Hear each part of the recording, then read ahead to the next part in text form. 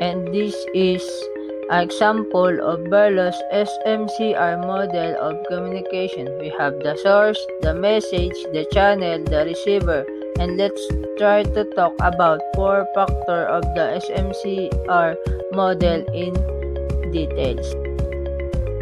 S stands for source or sender. It's transfer information to the receiver after fitting is thought into words, and it is done with the help of communication skills, attitude, social system, and culture. And next we have M stands for message.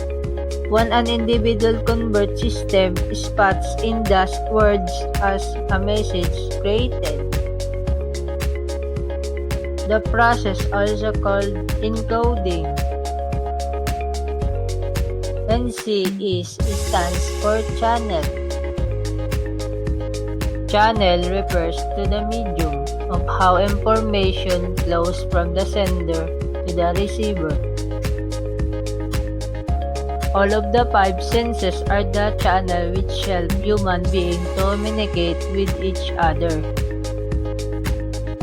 And finally, we have R for the receiver. When the message reaches the receiver, that's try to understand what the listener wants to convey and the response accordingly, and they call also decoding. There's many criticism for this model. First, no feedback. 2, does not mention barrier to communication.